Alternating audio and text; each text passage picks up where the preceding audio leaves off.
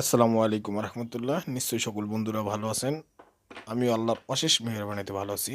তো বন্ধুরা, আজকে যে বিষয়টি নিয়ে হাজির হলাম সেই বিষয়টি হচ্ছে মোবাইল সার্ভিসিং ট্রেনিং নিয়ে। এই যে আমার সামনে যে ছাত্রটা দেখছেন, ওকে ট্রেনিং করানো হয়েছে কিভাবে আইসি তোলা হয়, কিভাবে চাইলে আইসি ঘুরে ঘুরে রিপেয়ার দেখবো করা ঠিক হয়, মতো। আর কিভাবে মাদারবোর্ড আইডেন্টিফাই করা হয় কতটা ইনশাল্লাহ দেখানোর আরো চেষ্টা উপরে করব। থাকতে পারবেন, তো হ্যাঁ। বন্ধুরা, ও করবেন ফোনের বেশি আইসি আইসিটা তাড়াতাড়ি তোলার জন্য মানবে না। চেষ্টা করতেছে।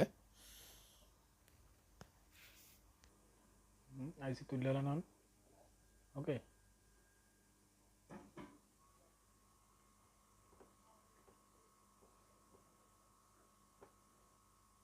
ওটা থেকে আইসি ডিসকানেক্ট করছে, এখন মাদারবোর্ডটা ঠান্ডা হওয়ার জন্য চেষ্টা করতেছে।